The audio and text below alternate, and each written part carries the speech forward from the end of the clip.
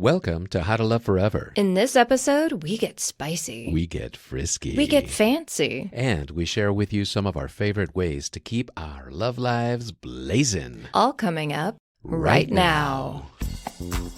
Hi, I'm Marco. And I'm Heather. We invite you on a journey of discovery as we explore techniques, tools, and inspiration to better our love lives and our sex lives.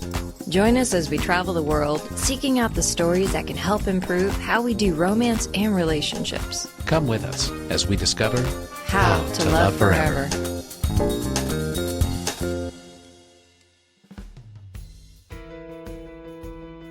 Hi, love bunnies, and welcome to today's episode of How to Love Forever, where we boldly explore love, relationships, and sexuality. My name is Heather. And I'm sensational heartthrob and romantic superhero Marco. Goober.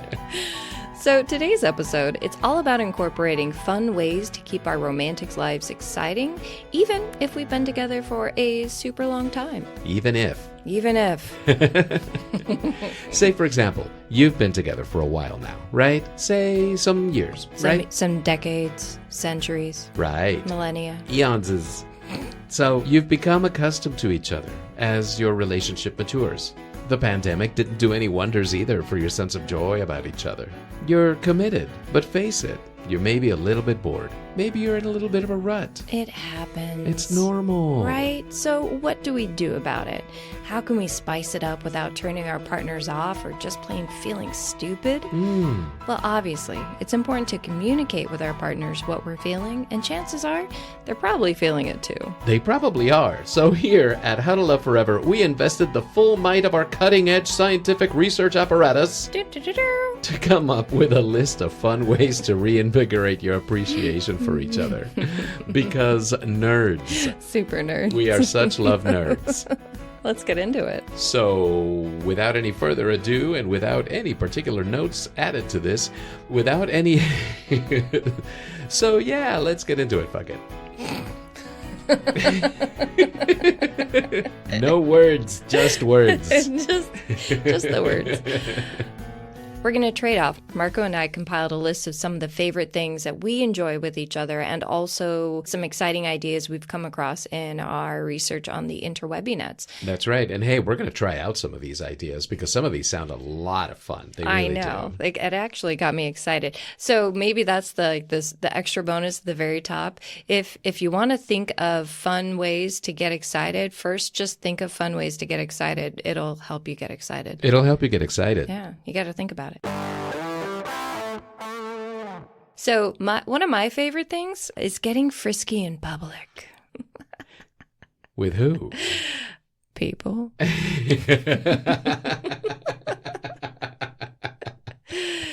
Oh, you silly man. But no, it creates a sense of excitement, right? It's that whole risk of getting caught, like the taboo of you're not supposed to be doing this or doing this here or at this time, right? So Marco and I together have enjoyed time like maybe on a hillside while we're having a fun hike, and we might pop off the trail and find a lovely rock with maybe like just a little bit of a bush for screening and enjoy some lovin' al fresco. Guilty. Sorry, National Park System. Not sorry. Sorry, not sorry. We gave that hawk a show, I'll tell you what. There was a mountain goat looking at us like, oh, wow, is that how they do it? That's weird. So weird. Or if we're on a bit of a road trip, we might pull off onto a quiet-looking road and enjoy a bit of a roadside nookie, as it were. Yeah, a little bit. Mm-hmm. It may happen. Or, and this is an idea I found on the internet as well, stopping the elevator for a quick fondle or a makeout session. Ooh. I mean, that one kind of makes me a little nervous because, that's kind of like extra breaking the rules. But hey. You're talking about like emergency stopping the like elevator? Just like putting a pause on it. It was on the internet. I know, exactly. That's what I'm like, that might be a bit much. Ballsy. Yeah. I mean, because, sometimes the elevator has like an associated alarm that rings whenever you push that button. So So that might be the kind of thing that you have to know what kind of elevator and what button to push, because otherwise you might create like an entire building-wide disturbance. And besides, it's probably illegal. It could be illegal. We are legally required to tell you that we do not condone you to do illegal things, even if they are fun. Yeah, and just don't be stupid about it. Have fun, but don't be stupid. Don't get caught. Don't be stupid. Don't get caught. And we never told you to do it. Nope, never. Yeah, it wasn't us. Yeah, it was the internet. It was just the internet. It was the internet. It's the internet's fault. So yeah, number 2 on our top 10 list is an easy one. It can be done in the comfort of your own home. It is just kissing each other everywhere. Aw. Yeah, right? That's like sweet and shit. You have a moment, spend a few minutes to like set up the environment, and you're like, hey, I want to do this for you. And you sit your partner down, you have them just be like okay with it, just close their eyes, and then you just kiss them all over, right? Aw. Well, you tell them at first, hey, I'm just going to kiss you all over, and it's only going to be kissing. Ooh. So it's kind of creating more of this like sense of foreboding, terror, suspense, sense of... it's more enticing. Yeah, well, there's this taboo rule, like you all of a sudden say, hey, it's only kissing. But you know what? You know for real, in your heart of hearts, that you're going to break that rule. You're probably going to break that rule. You're probably going to break that rule. But it's in the setting of that limitation that there is that titillation. Totally. Scintillation, titillation, boobilation, whatever that is. all the lations. Yeah. Hey, speaking of breaking rules, here's number 3. Play hooky together, right? Say you both have regular jobs. I don't know what that is anymore. But you have regular jobs and you both have to go to work. Maybe you have to take the kids to school. But then after you drop them off, take the day and just fuck off together. Yeah. It's so good. It's so important. And then you have this whole sense of, again, like the taboo, the naughty, the we shouldn't be doing this, but we can, and we're doing it anyway. Shared adventure, for sure. Absolutely. And whether it's staying at home and just enjoying the space all by yourselves and looking to see where that leads, or if you go off on a little day adventure together, whatever it is, you're adding excitement to your lives, and it's a bonding experience. And you can have some special stuff set up for the day for it, but you don't have to. You can just, honestly, just get in your car and drive. Yeah. Any road, in any direction, for as long as you want to. Just go explore. Just discover. And this is something that I used to do by myself that I really love and I really miss. And I think it would be a really great play hooky impromptu date together. To just pick a highway, any road that leads out of town. It does not matter in which direction, especially if you don't live in the desert, because, then kind of like a lot of roads end. But if you're like in other places, it's a really awesome way to discover the countryside around your hometown, around your city. The exhilaration of watching the streets in your city turn into country roads, turn into farmland. It's just beautiful. And just spending that day together, just discovering the little things, or discovering the farms that are down this one particular road that you take every day because, it's like the road to your grocery store or whatever. What happens when you take it all the way out? Yeah, and be spontaneous with it. And who knows what you might discover and explore out there. You'll find your new favorite drink at this shop like an hour away from you. Who knows? So for me, it used to be I drove until I was running out of gas, and then I would find a place to fill up and drive back. Maybe for this date, playing hooky together, it can be like driving until you're almost out of gas, find a place to hump, and then come back. Perfect. Fill up the fuel tank, get yourself a nice snack, and then head on home. Yeah. Back to reality. Somewhat related to this one is our number 4 on things that you can do to spice up your sex life.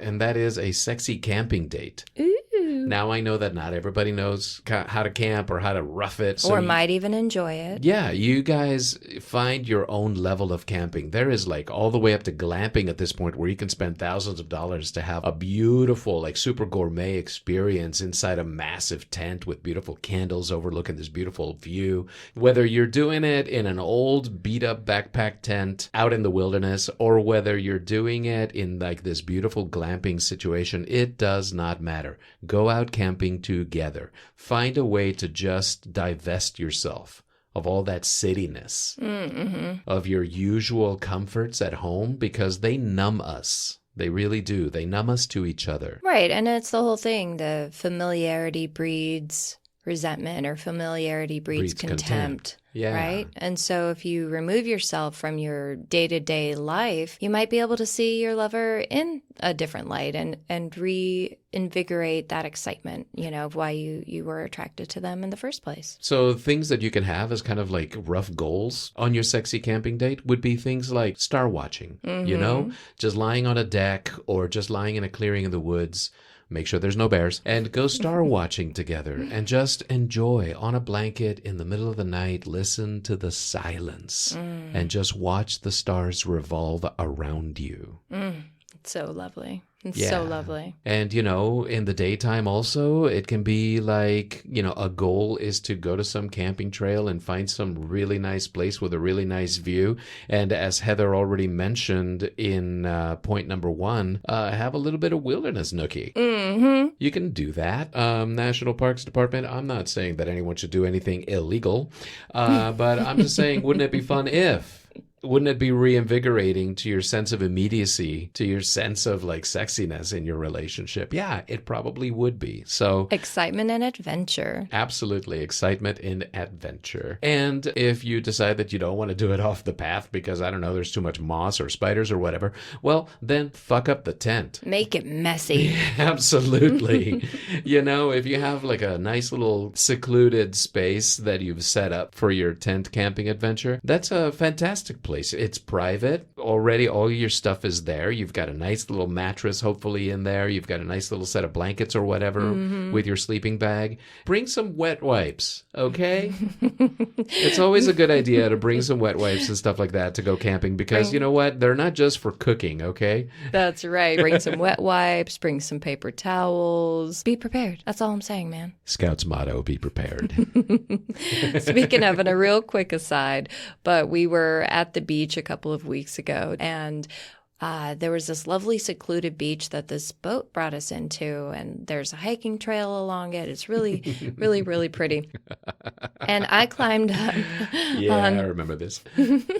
Well, I climbed up on top of a boulder, and I could see, probably 100 meters away, so not too close, but on top of some other rocks, there was a couple, and oh boy, they seemed a little entangled, with this view of the beach, and I'm like, look at how many limbs are in multiple places.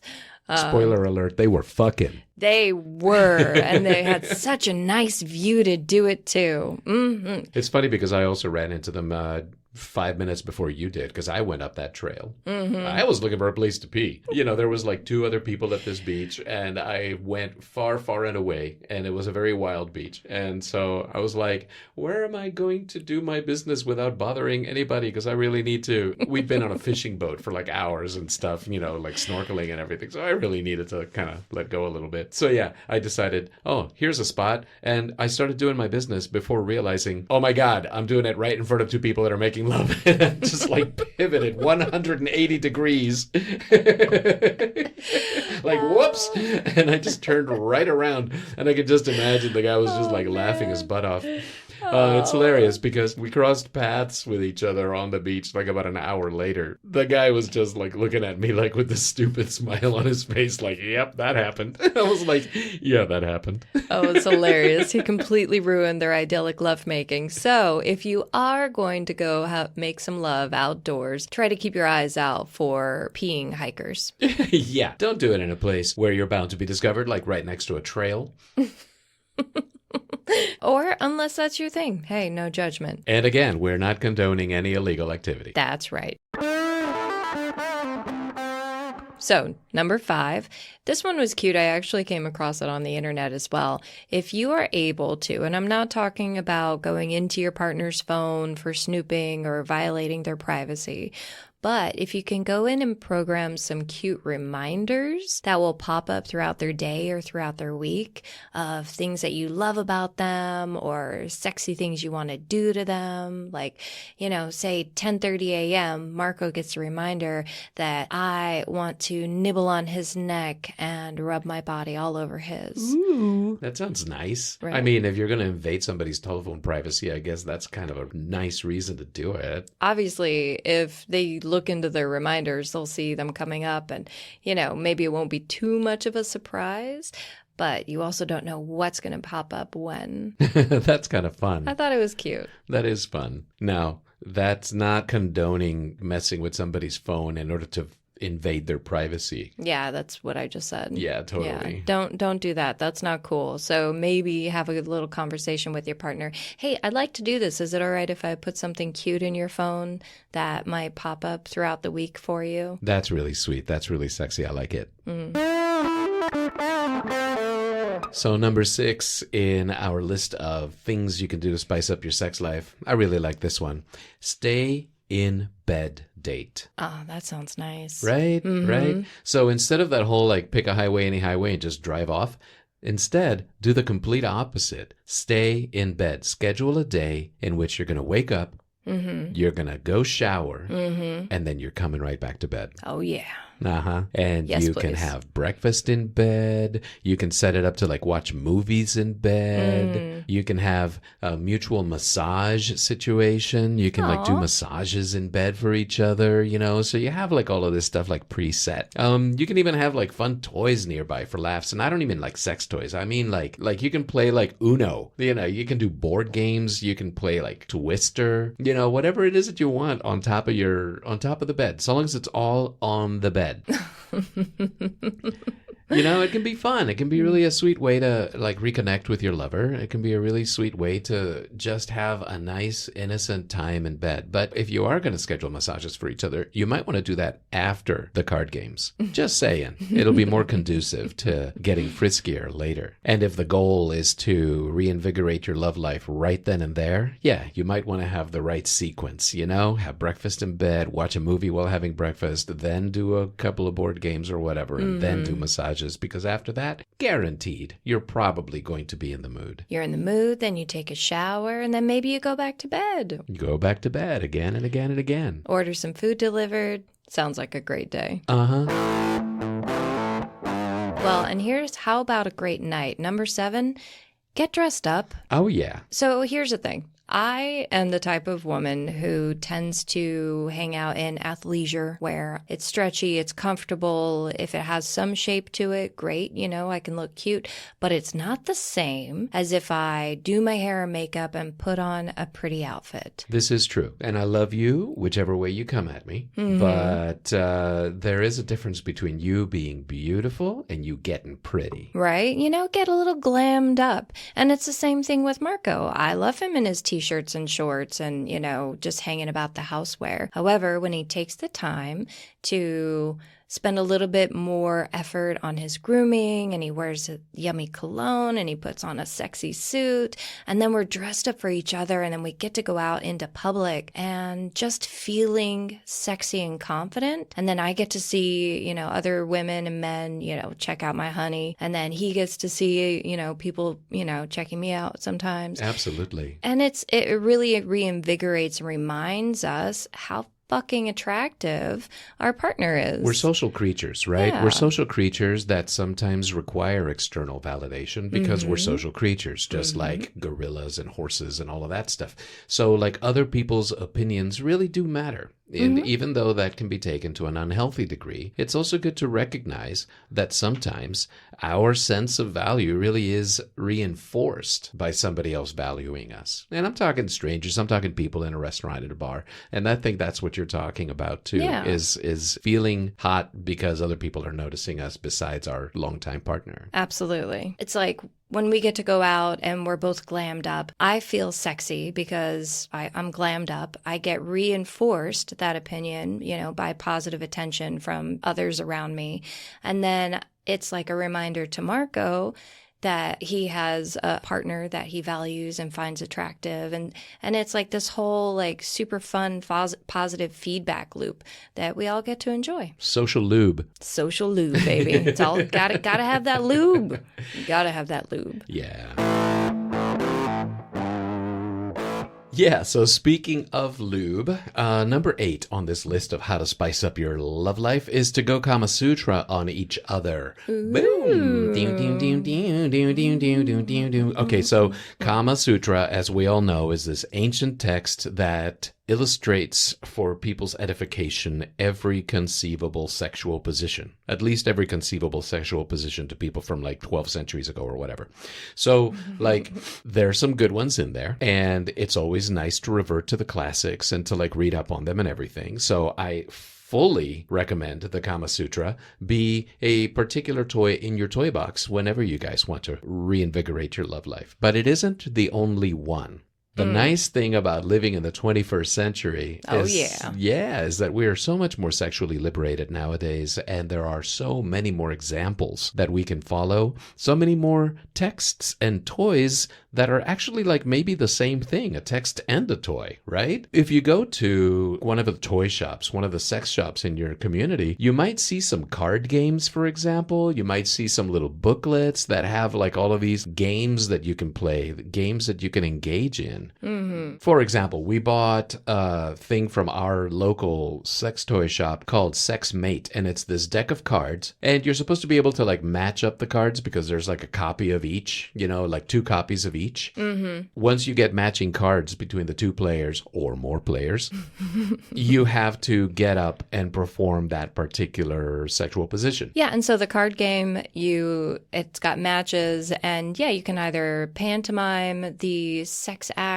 or you can go full balls out with the sex act. Either way, it's a super fun way to make things frisky and like stimulate the juices, as it were. So this card game is called Sex Mate, and we liked it. Maybe your toy shop has it. There are plenty of them, however. There's entire racks of games that all you guys sorts can of bring games. An experiment. Play. So the point of going Kama Sutra on each other is to really explore the possibilities of sexual positions by using like illustrative guides. So the Kama Sutra was the first one, but card games, etc., available at your sex shop are plenty good alternatives. And they also tend to be kind of jumping off points. If you experiment with it in your own right, you kind of see what works for you and do variations that are exciting. Yeah, so you try as many positions as you want and keep the ones you like. That's right.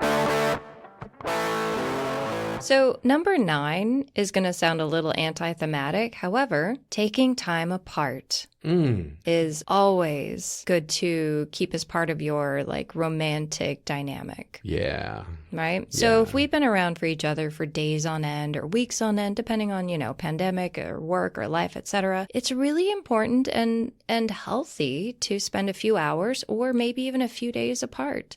It's again, the whole thing about familiarity breeds contempt.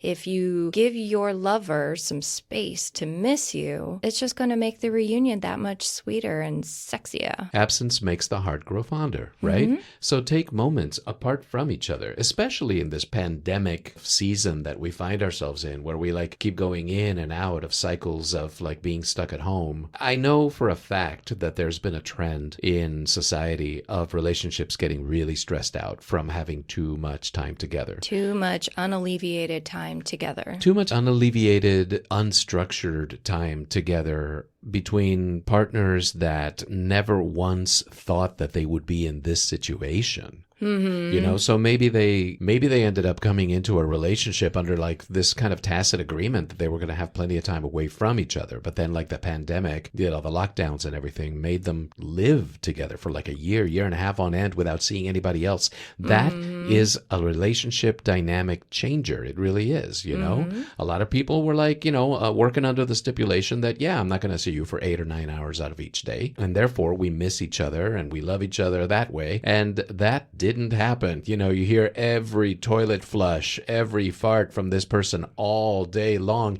It can definitely burn out that sense of romance that you have for them. So especially now in the pandemic times and after, take time apart, like she said. Yeah, take time apart. Go spend an afternoon with your friends and leave the other one home so that way they can enjoy the space all by themselves. If you have kids, for example, take the kids out with you and leave your loved one, you know, by themselves at home. It's good. It is really good.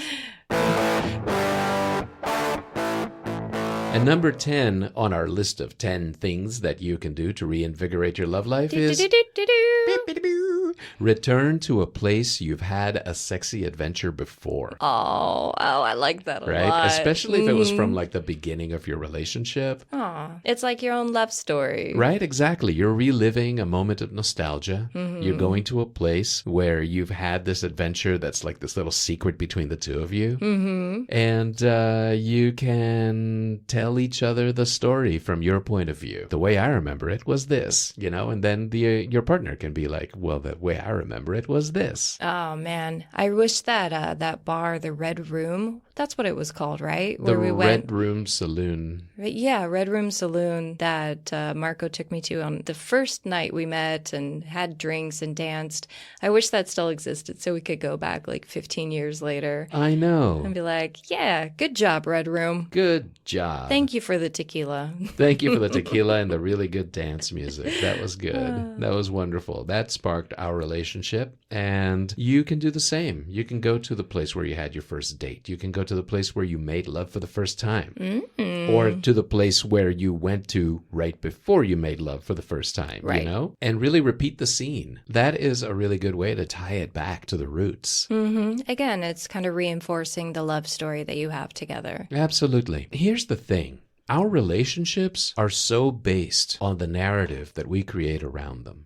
Honestly. And that's not a bad thing. All relationships are narrative based. We tell each other stories of how we want the thing to be. Yeah.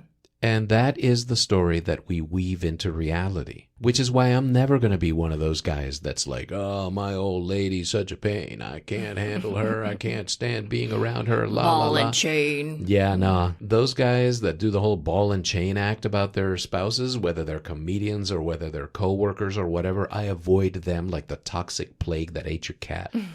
No, I'm serious, because it's all about the story you tell yourself. Emotions are these self-reinforcing things. And memories, relationship structures are self-reinforcing things. So you choose the narrative you want to have, and then you reinforce it. No, I love that. And it's not to say that relationships are lies or that they're myths. They're based on the fact that we choose our reality. We do choose our reality, and we can look at our partners and we can see them for all their faults and foibles and all the things that irritate us about them. Sure. However, if we focus instead on the things that we admire about them, the things that we love about them, the ways that they turn us on, we're going to reinforce those positive attributes, and they're naturally going to want to be that more. And we're going to really appreciate them for all the awesomeness they bring to our lives instead of focusing on the shitty things. Because as always, you know, it's a choice. Our perspectives are a choice. Yeah, our perspectives are a choice. And not only are we going to reinforce what we want to see in our relationship, there's also like the corollary to it, which is that other people will behave the way we expect them to behave. Exactly. You know, you kind of are putting out these psychic waves, for lack of a better word. I'm not very frou-frou about it. I think it's definitely psychological, not telepathic, but that's just shorthand. Because you have these subtle cues about you, your body language, your words, your eye rolls, all of these things, you know, they have power over other people. And people read them, and they unconsciously read ways that they are expected to behave around you. And, you know, these are kind of things that, like, yeah, they can definitely cause harm. You know, when you expect someone to not be their best, they probably won't be. I had some friends whose relationship recently has dissolved, and he always felt as though nothing he did was good enough. Tragic. And therefore, nothing he did was ever good enough. Yeah, exactly. He was set up for failure from the beginning because if somebody doesn't see his best, why would he make the effort? So they were just in this constant cycle of not ever being happy together because nothing was ever good enough, and he didn't make the effort, so he didn't make the effort, so she wasn't happy, and nothing was ever good enough, etc. Self-reinforcing downward spirals. And instead, we can choose to focus on the positive aspects of our love stories and how much we appreciate our partners for who they are and what they provide. Yeah, indeed. And that's why a little list like this of like fun things that you can do together to reinvigorate your love life can be really important. Even though it's kind of bubblegummy compared to some of the more in-depth stuff that we cover, this is also really important. Just the lighthearted, fun, sweet, sexy little things that can glue two people closer together. It brings life back into your love life. You got to make it exciting. You got to keep it fun. Of course, you got to take care of your day-to-day responsibilities, but that doesn't mean that you can just let things like fall into a rut and be boring, because what's the fucking point of that? Our relationships are the stories we tell ourselves about each other. It's very important to remember that when we are telling a story and when we are weaving a story, because your relationship is a continuing story that you create together. So speaking of continuing stories that you create together, we have a bonus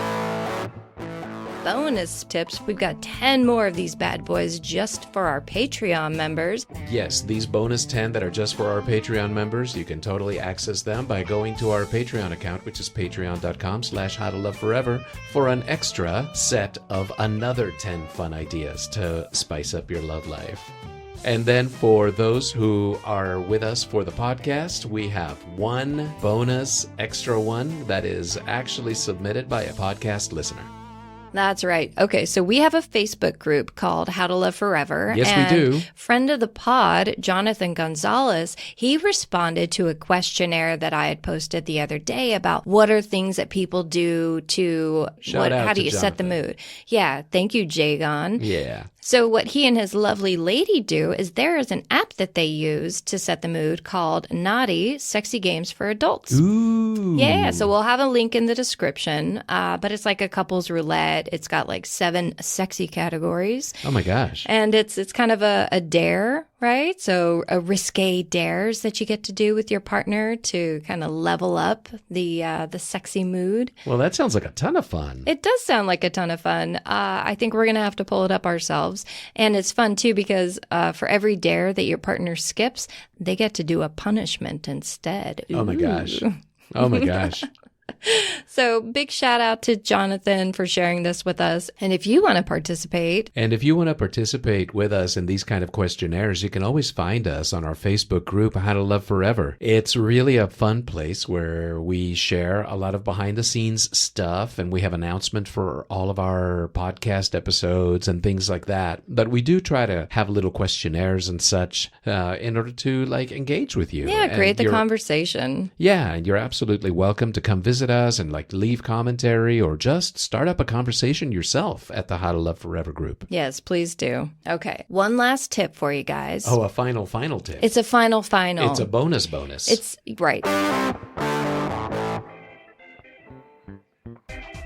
And I had to throw this in because it's something that we learned from friends of ours years ago. They're this really awesome dynamic couple who have young children, and they wanted to make sure that their passion stayed alive and that they were able to like get the sexy times in. So they created a strategy called Win the Date. Win the date, right? So if you get ready and you go out for the night, you have dinner, you have drinks, by the time you get home, more often than not, and I know it's in my case, I'm too tired, I might be a little too tipsy, or maybe I'm too full to want to feel sexy and want to get our freak on. Instead, once you're all dressed up, once you've got your makeup on, you took your shower, you smell good, you look pretty, win the date. Do it first before going out, before drinking, before eating a lot of food, before getting tired. Win the date. Have dessert before you go out. have dessert first. Life is uncertain. Life is uncertain. Have dessert first. And then when you come home, if you happen to be frisky enough and you get it in, bonus! Twice in one night. Amazing that. Yes. Yes, it can please. happen. It can happen. It can happen. Yeah. So big shout out. Win the date. I love it. It's a strategy I've been employing for a long time now, and it's helped a lot. She gets me all the time with that one. It's like, are we ready to go? Yes, we're ready to go. Okay, we're staying. Okay, we're staying. Here, have some tequila. Tequila. It's an aphrodisiac. It is for us. What did we talk about today? Today we talked about tips that you can do to keep your relationship hot and steamy. Yes, please. That's right. We talked about things like having sexy times in public. Not that we are legally allowed to condone that. Playing hooky. And just reinforcing the romantic narrative of our love stories. That's right, because it's all about the narrative and we choose our perspective. So choose exciting, choose romantic, choose love. Sometimes we need to be reminded of why we fell in love in the first place and all the many ways that our partners are exciting to us. They are perfect for us. And they help to make our lives joyful and fulfilled. And even though we can get a little bit of patina of, used to it, done this, done that, a little bit of rut as our relationships mature, it is really important to keep that particular spark alive. It's how you keep those juices flowing, y'all. Keep the flame going. Well, that is it for our show today. Thank you for joining us. And remember, you can reach us on that online old folks home, facebook.com at How to Love Forever, and Instagram at how2 love forever. We really want to hear your feedback and what you would like for us to cover. Also, you can reach out to us if you have a story to share and you would like to be a guest on the podcast. We even have a private mode if you want to share your story but wish to remain anonymous. And obviously, we can always do it Dear Abby style, read your story or questions in the podcast without any true names revealed. You can just email us directly at contact@howtoloveforever.com. The possibilities for contact are endless. Don't be shy. We don't bite. Without consent. And if you feel that the show provides some value, is good for the world, or just plain entertaining, there are so many ways to share your support. You can leave us a review and a positive comment on your podcast app of choice. It definitely helps our show to grow. In fact, we've had some really interesting metrics with people from like Saudi Arabia listening in. Yeah. I don't know if it's a VPN, but if you're in Saudi Arabia listening in, thank you. We love you. Yeah. I hope this helps. We've got listeners in Sweden, Finland, Saudi Arabia, somewhere, I think in Nigeria. Something like that. In Sri Lanka. It's really interesting. And it's really sweet to be able to reach people all around the world. Absolutely. So please help us reach people all around the world. We want to touch everyone. With consent. With consent. Also, if you want to be our sugar daddy or sugar mama, if you want to be a patron of the arts, you really can join our community of supporters on Patreon. We have a range of supporter levels to choose from, starting at just $3 a month. $3 a month. And that also includes 10 more bonus ideas of how to make things spicy. That's right. This episode has got a longer version at our Patreon page with another 10 tips for keeping that spark alive in your relationship. That's right. Yeah, that's the kind of stuff you get. You get early access, you get extra content, you get behind the scenes looks at our processes, you get some funny memes and videos, you get full versions, video versions of our interviews, all of that and more. So check us out at patreon.com/howtoloveforever. And next week, we're going to get back to some of the more serious topics. This one was nice and light, and we talk about playing and all that fun stuff. But next week, we had a really great conversation with Janelle Marie Pierce, the director of the STI Project. It was a highly informative conversation, and it really helped to put a lot of things in perspective about like how not terrible living with an STI can be. Yeah, hear all about it. Tune in next week with that conversation. And remember, until then, love deep, love hard, love forever.